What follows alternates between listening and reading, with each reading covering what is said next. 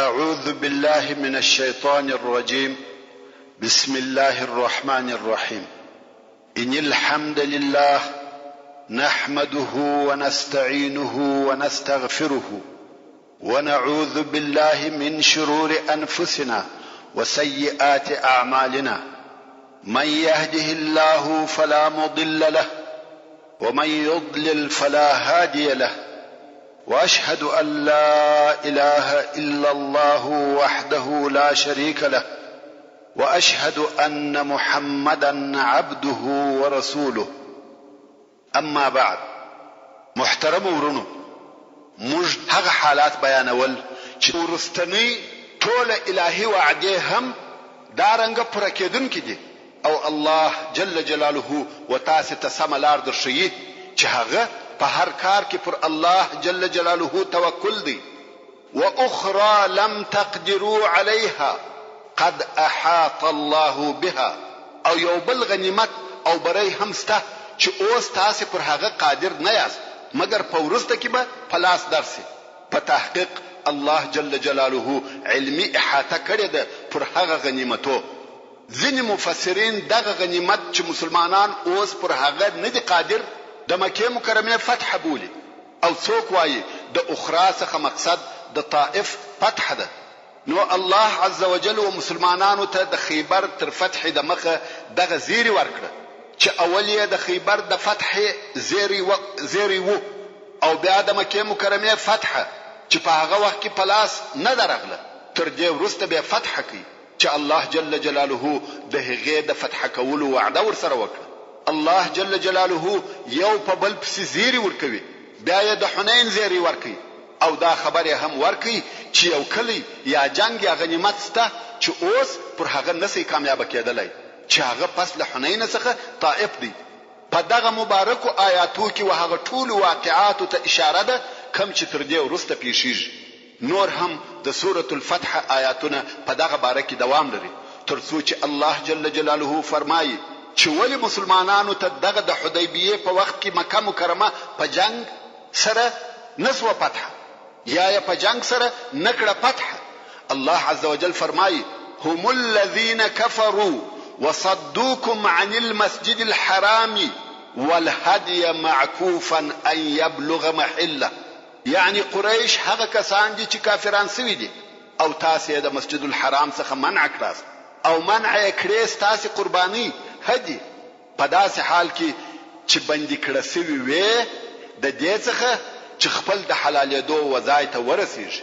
نو د کافرانو دغه کارونه خو ډېر بد کارونه و، باید جنگ ورسره سوي وای، او مسلمانان په زور مکه مکرمه ته داخل سوي وای، مګر هلته یو بل علت موجود وو چې د هغه په سبب الله جل جلاله و مسلمانانو ته د جنگ اجازه ورنکړه.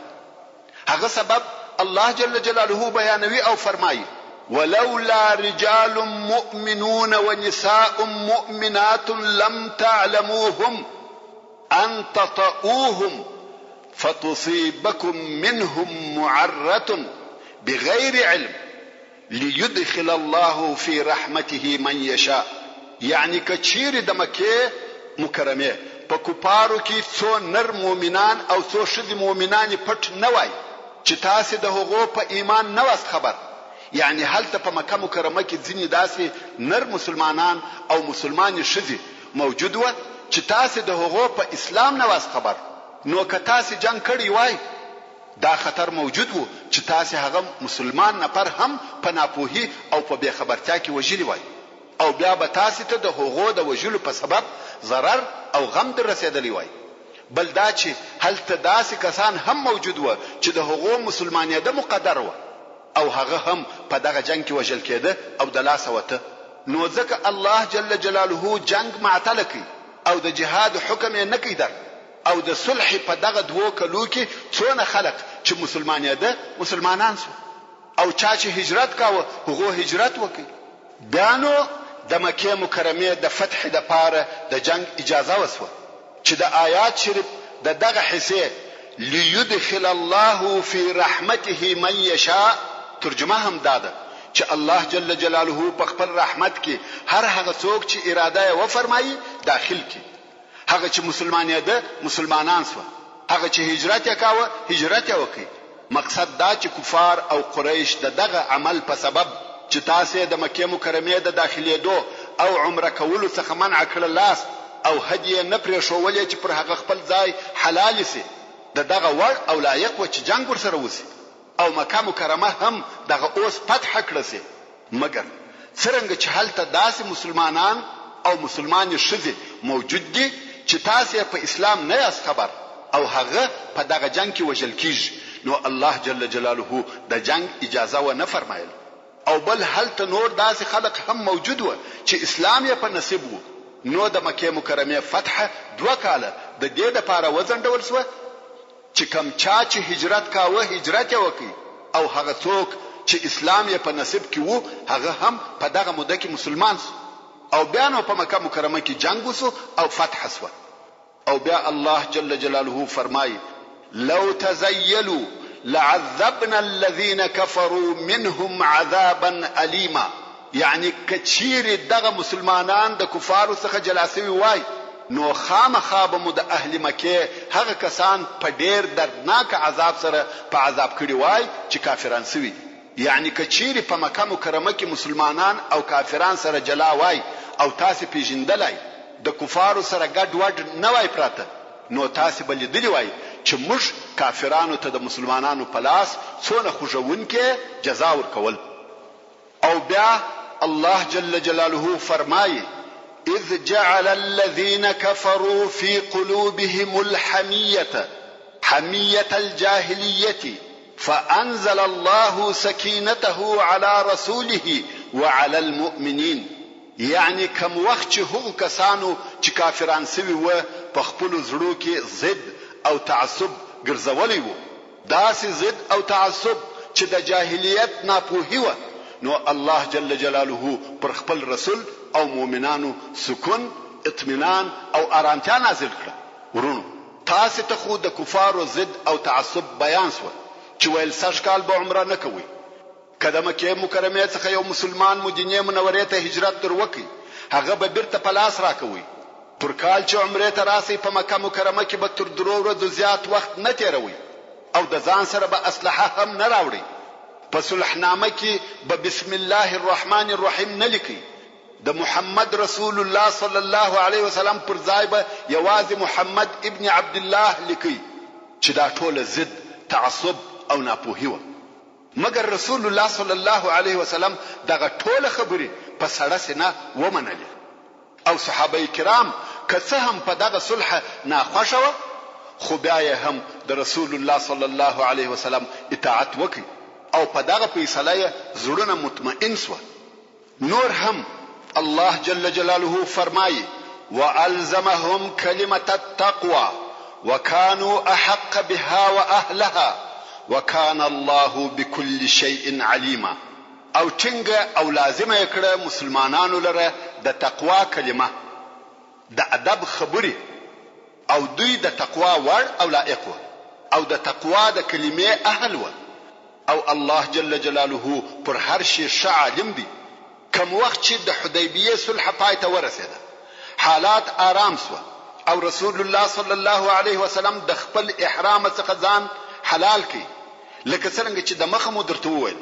عمر رضی الله تعالی عنہ ورغلی او ویل یا رسول الله تا په هغه خوب چې تا لیدلی وو زموږ سره وعده نه وکړې چې مکه مکرمه ته به داخليږو طواف پر کوو سرونه بخرو یا کوچنی کوو. رسول الله صلی الله علیه وسلم و فرمایل یا عمر آیا ما وعده در سره وکړه چې دغه عمره به په دغه کال کې پیښیږي؟ هو دا صحیح ده چې ما ویل مکه مکرمه ته به داخليږو او عمره به کوو، مسلمانان به سرونه خروي یا کوچنی کوي، مګر دا مې نه ودرته ویلي چې دغه عمره به سږ کال پیښیږي. ورونو حقیقتا هم د رسول الله صلی الله علیه وسلم خوب پر هغه قسم چې رسول الله صلی الله علیه وسلم لیدلی وو پیش او واقع سو. مسلمانانو عمره وکړه مګر د حدیبیه تر صلح یو کال وروسته چې دغه عمره ته عمره القضاء ویل کیږي، ځکه د هغه تیر عمره چې نسو ادا قضا یې راوړ. نو الله جل جلاله دغه د عمره د خوب په باره کې فرمایي لقد صدق الله رسوله الرؤيا بالحق لتدخلن المسجد الحرام إن شاء الله آمنين محلقين رؤوسكم ومقصرين لا تخافون. يعني خامخا الله جل جلاله په حق او رښتیا سره خپل رسول ته د خوب شوولی دی چې تاسو به خامخا مسجد الحرام ته په امن او امان سره داخل سي ان شاء الله، په داسې حال کې چې څوک به خپل سرونه خروي او څوک به کوشنی کوي او تاسو به د هیڅ چا څخه نه بیریږي. ورونو کچیر مسلمانانو په دغه کال د حدیبیه څخه عمره کړې وای نو په بیره او تشویش کې بوای، مګر په عمره القضاء کې هیڅ بیره او تشویش نه وو.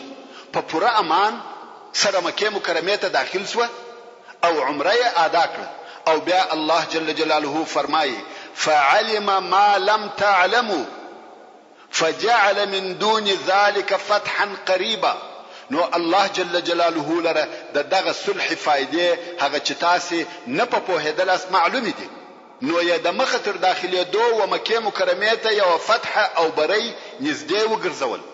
ځینې مفسرین د فتحا قریبا مقصد خیبر بولي، یعنی د مکه مکرمه تر داخلي دو د مخه بل نږدې فتح درکړه چې خیبر دی، او څوک بیا وایي چې د فتح قریبا څخه مقصد د مکه مکرمه فتح ده چې تر عمره القضاء یو کال وروسته فتح شوه.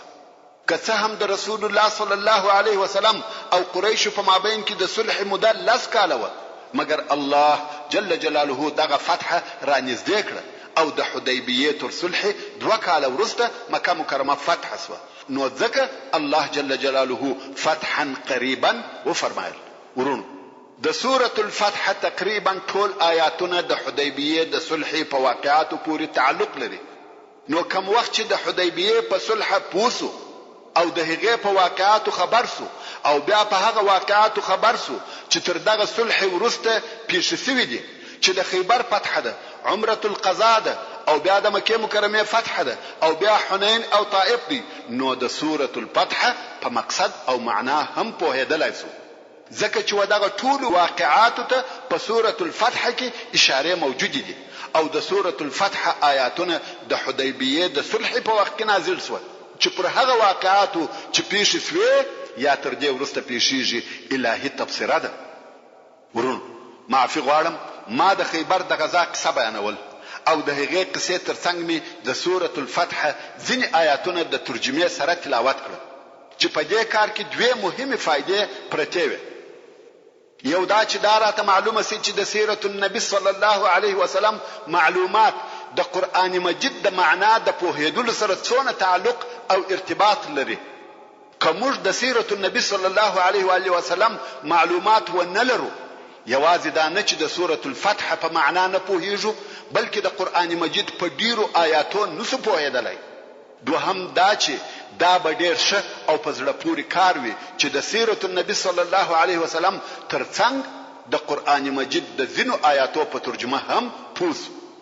هو هلته ځینې کسان سته چې دا یې خوښه ده چې پرله پسې قصې واوري، خو بالمقابل داسې د علم طلبون کې هم سته چې دا یې خوښه ده چې د سیرت النبي صلی الله علیه وسلم د اوریدلو او مطالعه کولو څخه اعظمي او هر اړخیزه فائدہ واخلي. نو ما د خپل بحث په جریان کې ټول اطراف په نظر کې نیولې دي. اوس به بیرته خپل قصې ته راسم. موږ مخکې وویل چې رسول الله صلی الله علیه وسلم و فرمایل چې دی صلی الله علیه وسلم د خیبر د فتح کولو اراده لري. د خیبر د فتح کولو د پاره یو سبب داو لکه څنګه چې موږ ولیدو چې رسول الله صلی الله علیه وسلم د خندق تر غزا ورسته وهغه قبیلو ته جزا ورکول چې د خندق په جنگ کې ګډون او اشتراک کړی او دغه مقصد د پاره چې هر څه سریه لېږل سوي وي یا غزاوي پیښ سوي وي هغه مو د مخه درته بیان کړی.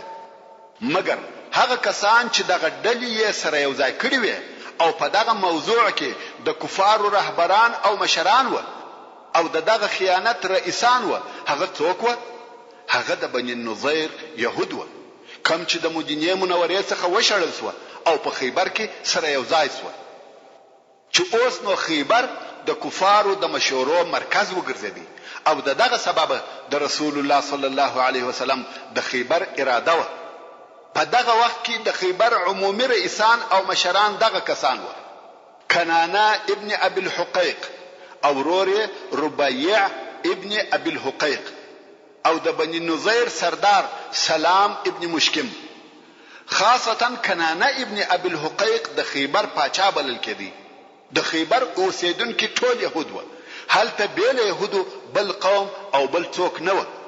اوس چې رسول الله صلی الله علیه وسلم د خیبر و طرف ته رهیسو، فقط هغه د حدیبیه مسلمانان ورسره ملګری دي چې 1400 نفر دي، بیل 50 نفر څخه چې هغه هم ډیر شدید مریضان و او پر دوی دغه پاتې کېدو په سبب کومه ملامتي نشته. ځکه الله جل جلاله د سوره الفتح په 19 نمبر آیات کې فرمایي: ليس على الاعمى حرج ولا على الاعرج حرج ولا على المريض حرج. یعنی نسته پر لاندې ګډ او مریض هیڅ ګناه او تکلیف نشته، ځکه جهاد پر دغه معذور خلقو نه دی فرض. نو دغه کسان چې د مریضۍ په سبب پاتې شو پر دوی ملامتیا نشته. او رسول الله صلی الله علیه وسلم بیل د حدیبیه د خلقو څخه وبل چاته د وتلو اجازه و نکړه. او کبیا چیرې نور نفر ورسره ولاړ سي و هغه ته په غنیمتو کې حصہ نه ورکول کیږي. نو د خیبر په فتح کې د اعراب څخه چا اشتراک نه دی کړی.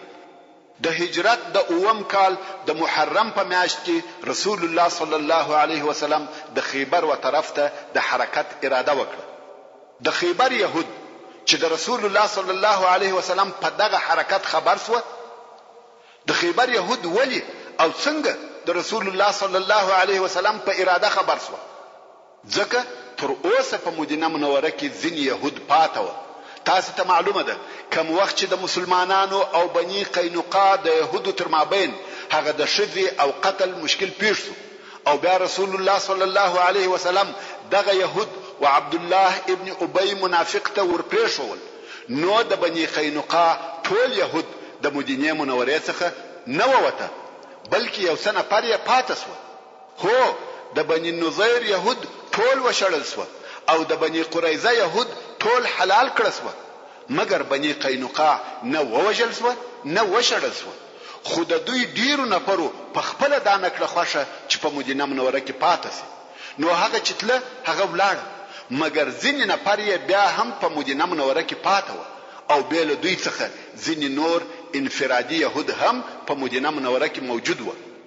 نو هغه يهود چې په مدینه منوره کې پاتې و په دې نه و خوښ چې مسلمانان د خیبر پر يهودو حمله وکړي. نو یې څو کار وکړه.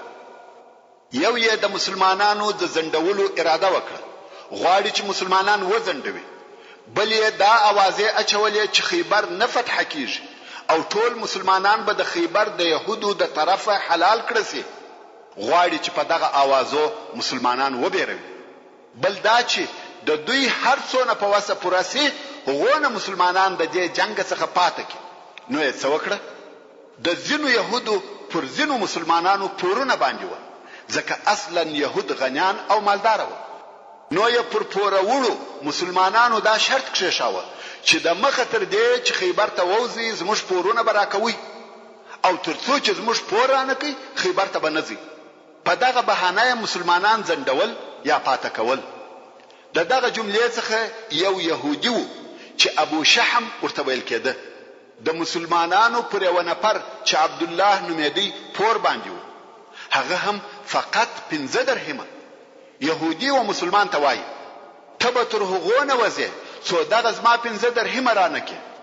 مسلمان ورته وایي ته لږ صبر وکړه چې زه خیبر ته ولاړ سم او خیبر فتح کو، غنیمتونه راوړو، بیا به ستا پور درکم. يهودي ته نور هم زور ورکړي، ویل تاسو خیبر فتح کوئ؟ والله تاسو ټول په خیبر کې حلالېږي وجل کېږي، او بیا زما پور د چا څخه واخلم؟ اوس بل ازما پور د مخه تر دې چې ولاړ سه راکوي. مسلمان وګرځېدی چې یو څوک کومک ورسره وکي او دغه 15 درهمه ورکي. خدا سي څوک نه کوي پیدا چې دغه 15 درهمه ورکي. او يهودي ورته ټینګ دي چې زما پور به راکوي. نو عبد الله ورسول الله صلی الله علیه وسلم ته شکایت وکړي چې یا رسول الله ترڅو چې دغه يهودي 15 درهمه ور نکم د وتلو اجازه نه راکوي او په دې می هم بیروي چې په خیبر کې 10,000 جنگیالي فرسته او تاسو به د هغه ځای څخه ژوندۍ را نسی. رسول الله صلی الله علیه وسلم و فرمایل پور یې ورک. نو عبد الله هم لاړی خپل کالی خرڅ کړ او د يهودي پور یې ورک او بیا دغه عبد الله ته د خیبر د غنیمتو په جمله کې یو شزه هم ورسېده چې دغه ابو شحم يهودي د اقرباو څخه و. نو عبد الله پس له خیبر څخه و ابو شحم ته ورغلی او ویل دغه ستا قریبه ده او زما سره منځ ده نه رانیسه. هغه ویل هو رانیسم یې. نو یې د هغه پور څو چند مبلغ و عبد الله ته ورکي او هغه خپل قریبه رانیول. مقصد دا چې يهودو کوشش کاوه چې مسلمانان په هر طریقه سره چوي معتل کی او په زړه یې هم بیر ورننه باسي. نو کوم وخت چې مسلمانانو د تک د پاره ځانونه تیارول د مدینه منورې يهودو نیت وکي چې د خیبر يهود خبر کړي چې رسول الله صلی الله علیه وسلم پر تاسو حمله کوي تاسو هم د جنگ د پاره تیار سئ. نو یو اعرابي یعنی صحرایي عرب چې د بني اشجع څخه وو و خیبر ته ولېږي چې يهود په دغه حمله خبر کړي.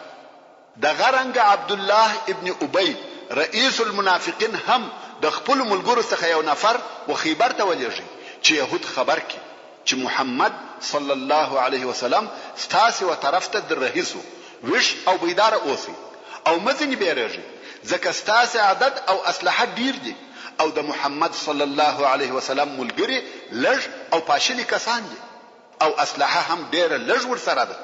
سبحان الله. دغه سړی مسلمان دی او نوم یې هم عبد الله دی. يهودو ته د مسلمانانو جاسوسي کوي. خدا کارونه عجب نه دي. نن ورځ هم دغه ابي د زوی پر قسم مسلمانان سته چې وهغه يهودو او نصاراو ته د $100 په مقابل کې د مسلمانانو جاسوسي کوي او د الله جل جلاله سخت عذابونه یې هیر کړی دي. خو رسول الله صلی الله علیه وسلم بیا هم د معلوماتو د پاره شاوخوا نفر لېږل. هغه نفر وکولای سوای چې هغه د يهودو لېږل سوی نفر ونیسي مګر د عبد الله ابن ابي لېږل سوی نفر ځنی ولاړی او يهودو ته خبر ورساوه چې مسلمانان ستاس د حمله د پاره ځانونه تیاروي. په پخوا کې د رسول الله صلی الله علیه وسلم عادت وو چې د یو ځای د حمله اراده به و په ظاهر به د بل ځای نوم یاداوه. مثلا کبه د قریش د حمله اراده و پر بل طرف پر هیڅو او بیا به پر قریش را وګرځېدي چې وجه ته په عربي کې توریه ویل کیږي چې په جنگو کې دا کار جائز او روا دی. مګر د خیبر په باره کې هیڅ توریه و نه کړ. تر وتلو د مخه په صراحت سره ویل چې موږ خیبر ته ځو او الله جل جلاله د هغه د فتح کېدو وعده را سره کړی ده.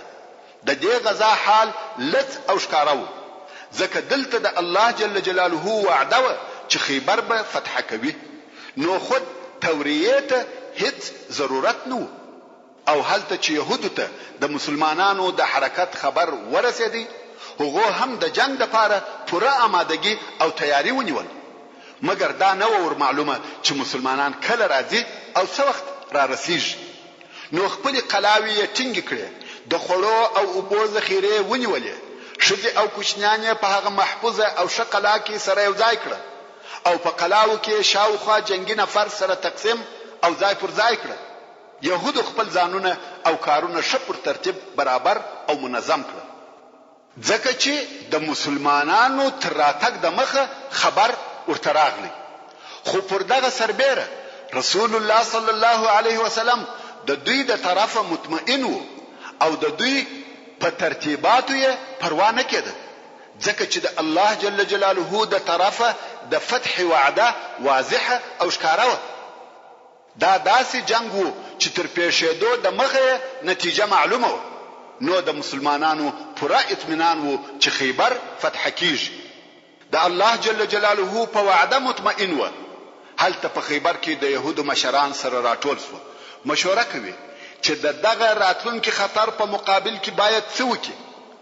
دوی سره یو ځای دي او هر یو خپل نظر بیانوي. خو د دوی په نظریو کې اختلاف وو. څوک وایي د نن په قلاو کې پاتې کیږو او قلاوی به وټړو.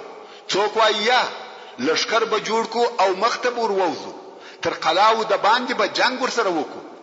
سلام ابن مشکم وویل ښه خبره ده چې د باندې ورووزو، ځکه پر هر قوم چې د نن د دوی په کورو کې حمله وسی ذلیل کیږي او خاريږي. څنګه چې اوس موږ تیار او منظم یو، باید مخته ورووزو او د مدینه منورې پر طرف ورهیسو او هلته جنگ ورسره وکړو. کچيري موږ ووجل سو بیا هم خیبر په قلاو کې دی، مالونه او اولادونه مو په خیر دي، او که موږ پر کامیاب سو غنیمتونه به ځنی راوړو. مګر دا چې موږ د لې ورته ناستو او د دوی دراتګ انتظار کوو، دا زموږ د پاره ذلت دی. خو د سلام ابن مشکم خبره چا نکړه قبوله، ځکه د وتلو څخه بیریده. سلام ابن مشکم ورته وویل تاسو چې ما خبره نه منئ نو معلومه خبره ده چې نه عزم لري نه غیرت، ځکه هجوم د دفاع د پاره واقعي لار ده. موږ باید د دوی د هجوم انتظار ونکو، بلکې موږ باید حمله پر وکړو. مګر بیا هم د خبره چا ونه منل. ښه دا خو يهود سو. هلته د مسلمانانو حرکت د خیبر و طرف ته شروع سو. 1400 نفر ټول سپاره دي، پیاده نفر پکښ نشته. اوس د مسلمانانو حالت هم شکیږي. د مسلمانانو په دې لشکر کې 200 نفر د آسانو سپاره و، چې دا اول وار دی چې په مسلمانانو کې د سپارو عدد و 200 نفر ته رسیږي.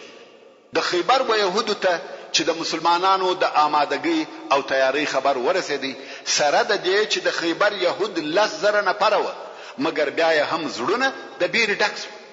نو یې د خپل مشرانو څخه یو ډله ولېږل چې د اعراب او نورو قبیلو څخه د رسول الله صلی الله علیه وسلم او مسلمانانو په مقابل کې کومک وغواړي.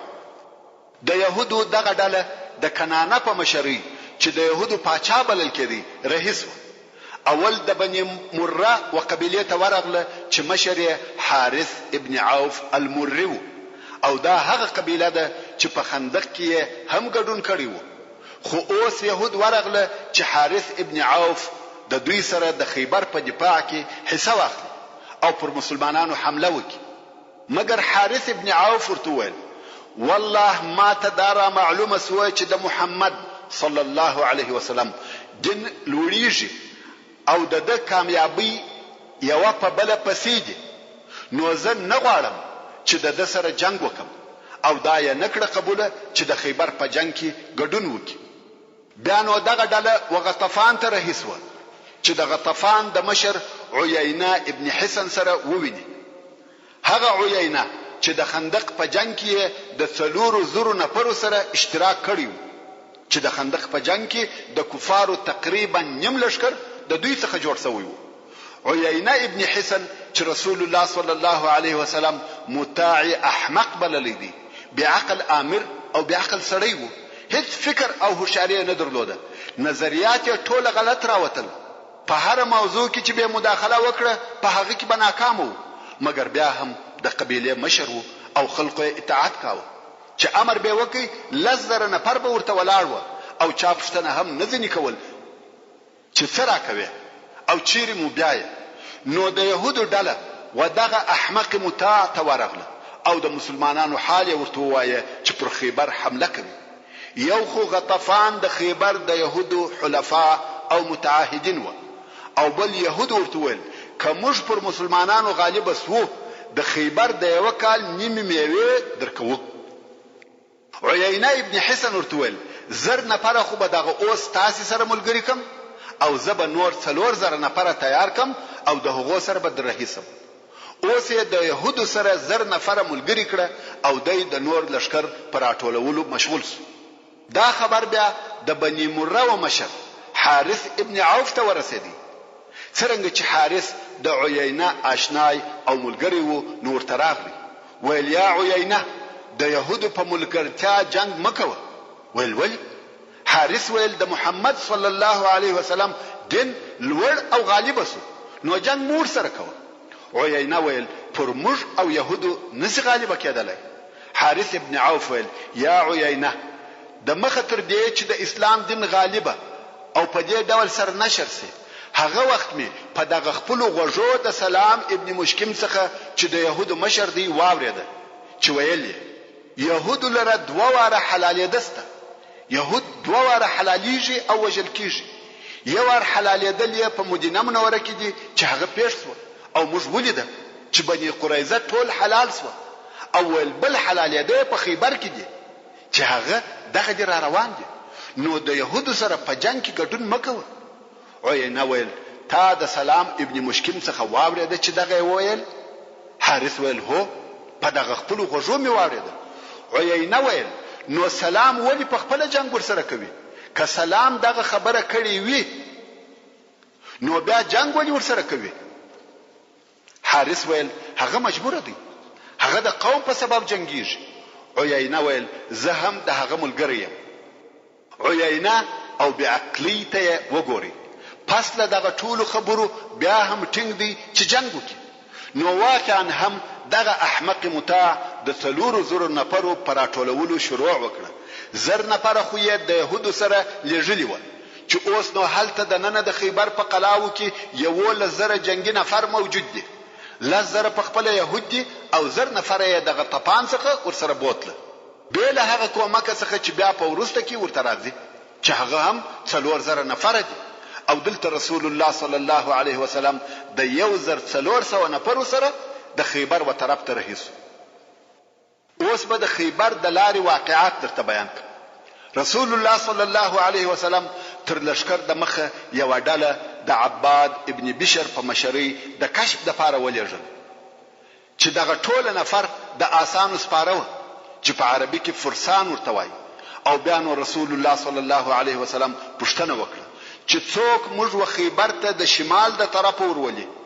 په خپل خیبر په شمال شرق کې د مدینه منوره واقع دی او مسلمانان د خیبر په جنوب غرب کې دي.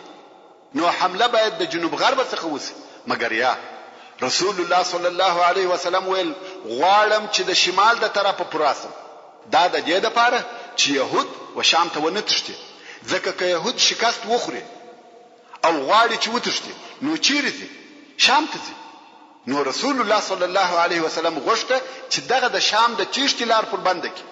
رسول الله صلی الله علیه وسلم د مخه تر جنگ پوهېدی چې يهود ماتیږي. نو یې غوښته چې ټول بندیان ونیسي او څوک ونه تښتي.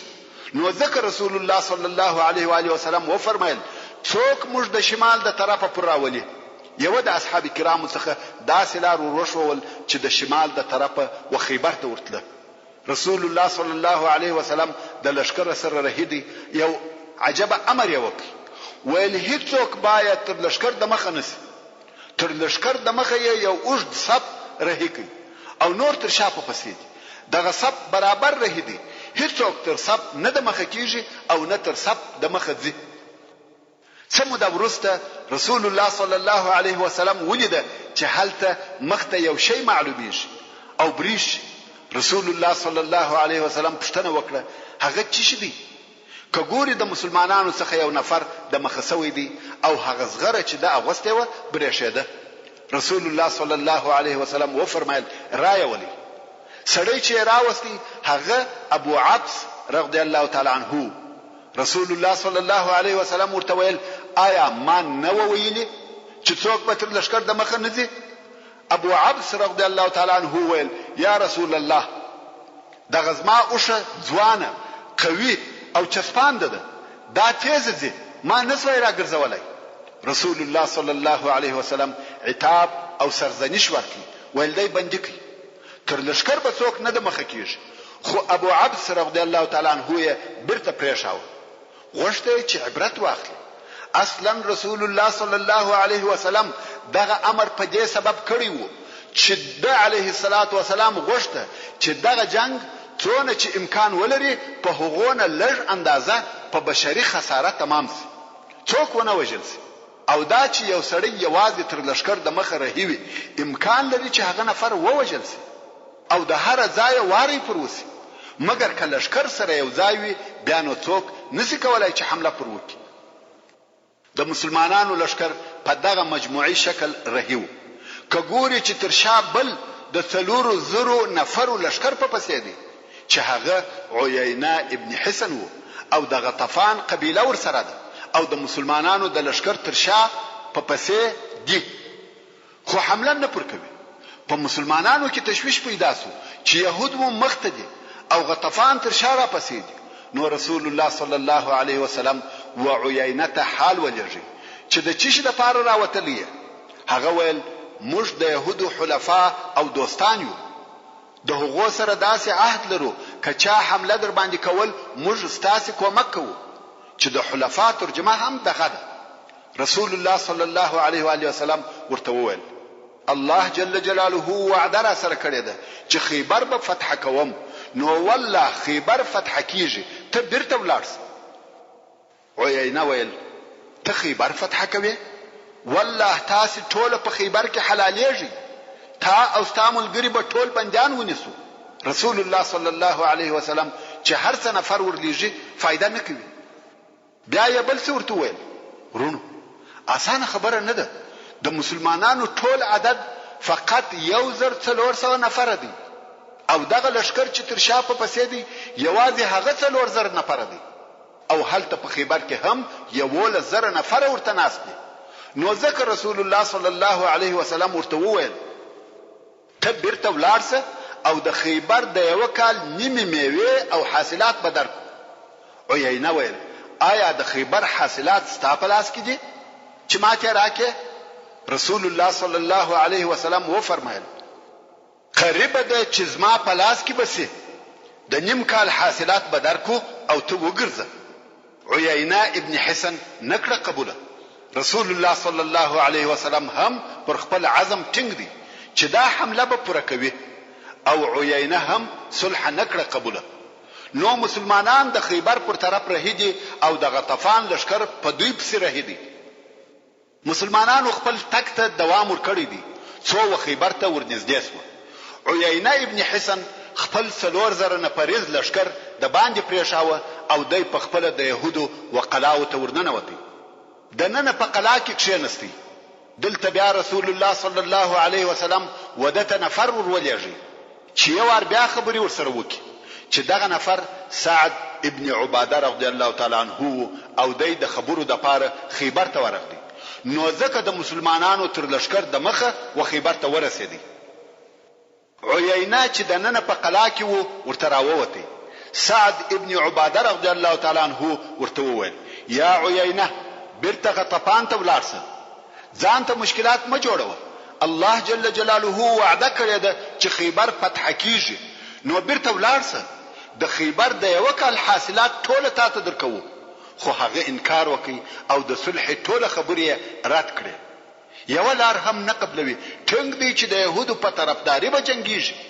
سعد ابن عباده رضی الله تعالی عنه ورته وویل دغه چې موږ یې درکوو اوس یې لا قبول ک، مگر کبیا خیبر فتح سو په والله بیا به هیڅ شي نه درکو او نه به واخلې مگر په توره.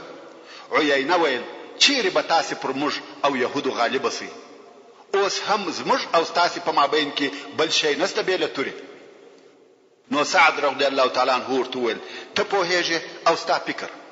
عینه د صلح ټول خبري او ټول هغه امتیازات چې ودته ورکول کېده رد کړ او غواړي چې د يهودو کومک وکړي.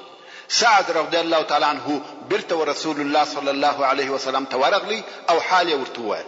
رسول الله صلی الله علیه وسلم و فرمایل حسبنا الله ونعم الوکیل.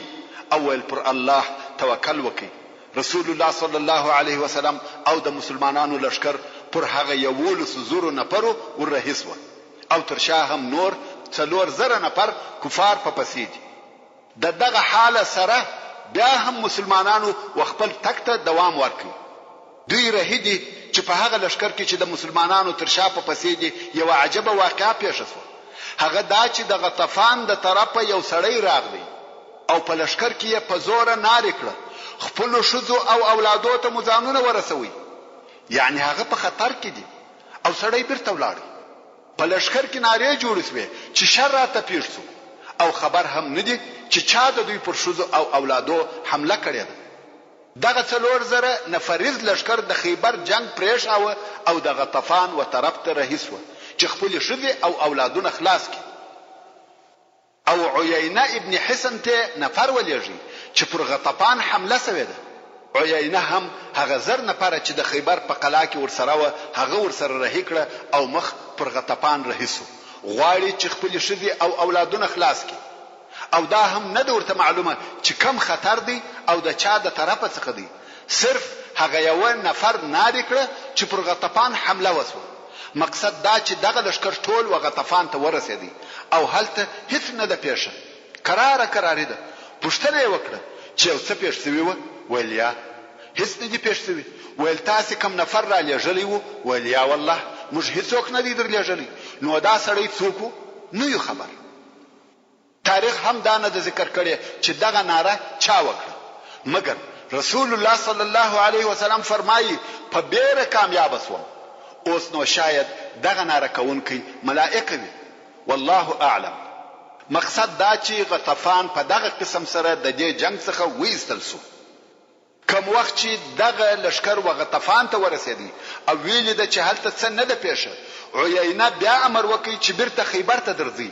مګر دغه د دوی رجوع ډیر نه وخت و کوم وخت چې دوی دوهم وار خیبر ته ورسېده مسلمانانو نیم خیبر فتح کړی نو دغه یو ناره د دې سبب وګرځیده چې غطفان د يهودو کومک ونه کړي او دلاري بل واقع داو د سلمہ ابن الاکوع رضی الله تعالی عنہ څخه روایت دی وايي موږ د رسول الله صلی الله علیه وسلم سره خیبر ته ووتلو او د شپې متکاوه چې د مسلمانانو څخه یو نفر وعامر رضی الله تعالی عنہ ته وویل یا عامر آیا استاد هغه خوجو بیتو څخه یو څه نه راته اوروي عامر رضی الله تعالی عنہ چې شاعر هم و قوم ته حدا ویل حدا هغه غزل یا بیتونه دي چې و اوشانو ته ویل کیږي په دې اصطلاح سروانان شپوهیږي ورونو پښتو هم یو پراخه ژبه ده هغه نفر چې پسونه ګوري و هغه ته شپانه یا چوپان ویل کیږي هغه څوک چې خوای ګوري و هغه ته ګوروان ویل کیږي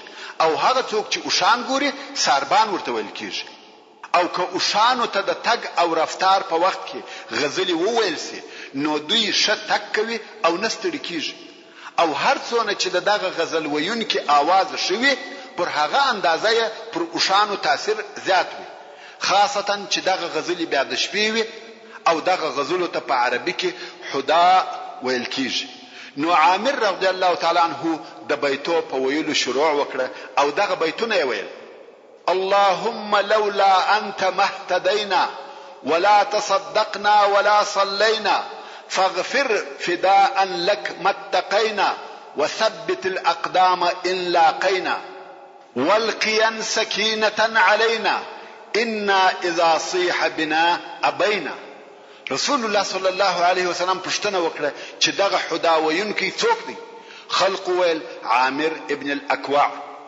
رضی الله تعالی عنہ چې د سلمہ ابن الاکوع رضی الله تعالی عنہ ورور یا اکاو او ډیر شایسته आवाज یو حتی رسول الله صلی الله علیه وسلم ته د بیتو ویلو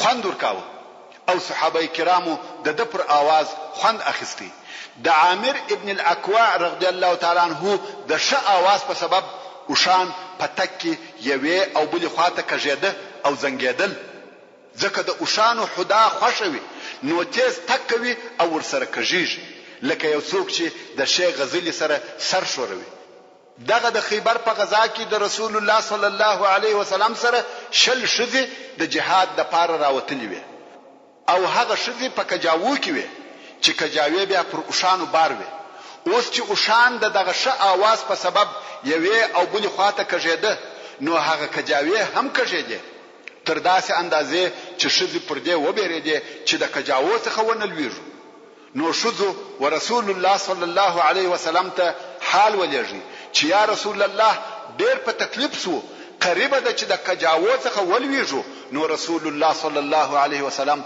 وعامر رضی الله تعالی عنہ تنفر ولېږي ویل رفقا بالقوارير یعنی هغه د کجاوو پر خاوندانو نرمي وکړه یو څه आवाज کښته بیا نو رسول الله صلی الله علیه وسلم وفرمایل يرحمه الله حضرت عمر رضی الله تعالی عنہ ویل واجب سو یا رسول الله ورونو د رسول الله صلی الله علیه وسلم د نبوت د علامو څخه یو هم داوه کبه خاص و یو شخص ته وویل رحمک الله یا يرحمک الله هغه سړی به په نږدې وخت کې وفات یا شهید شو نو اوس چې رسول الله صلی الله علیه وسلم وعامر رضی الله تعالی عنہ ته دغه جمله وویل، عمر رضی الله تعالی عنہ وویل واجب سو یا رسول الله، کش کې پاته سوی وای چې دغه د پر आवाज مو خوند اخیستلای، مگر د الله جل جلاله اراده او قدر بل شی دی. رښتیا هم عامر رضی الله تعالی عنہ د خیبر په جنگو کې حصہ واخیسته او بیا په خپل توره ډیر شدید زخمی او وفات. رسول الله صلی الله علیه وسلم ته چې د وفات خبر ورسېدی نو یې فرمایل انه لشهید، دی خامخا شهید دی. بیا نو رسول الله صلی الله علیه وسلم او مسلمانانو د جنازې المنځ پر ادا کړ. کوم وخت چې مسلمانان و خیبر ته ورنږدې شول او د لری د خیبر کشتونه او باغونه ولیدل شول، نو مسلمانانو په ډیر لوړ आवाज تکبیر او تهلیل وایه، الله اکبر الله اکبر لا اله الا الله. رسول الله صلی الله علیه وسلم و فرمایل پر ځان تکلیف متیروي، आवाजونه مکشته کی، تاسو کول او غائب نه بولی بلکې تاسو اوریدونکو او نږدې ته دعا کوي. رسول الله صلی الله علیه وسلم نږدې و خیبر ته واړول، د مازیګر منځ ادا کړي، د لمانځه تر ادا کولو وروسته هغه خواړه چې د دوی سره ورسره راوغښته. د ټولو سره بل شی نو موجود بیل د اوربشو د اورو، هغه خشته کړه او ټول وخوړه. بیا یې د ماښام منځ ادا کړي او بیا د ماخستن. بیا نو په دغه شپه د خیبر پر طرف ورهیسو او په شپه کې خیبر ته ورسېده. په هغه شپه چې مسلمانان و خیبر ته ورسېده، الله جل جلاله د خیبر پر يهودو خوب غالب کړ. محترم ورونو، زموږ د بحث پاتې حسابه ان شاء الله تعالی پراتونکو کې واوري. سبحان ربك رب العزة عما يصفون وسلام على المرسلين والحمد لله رب العالمين. أتاك المركز الصيفي فحياك أتاك بكف دا انسان تر ټولو لوی ضرورت تعلیم، أتاك المركز الصيفي او تر ټولو غوره تعلیم اسلام. بكفه الخيرات من الخيرات اوس له تعلیم الاسلام رادیو څخه صحبه الأخيار جدوا للعلا سعيا ينادي 100.1 FM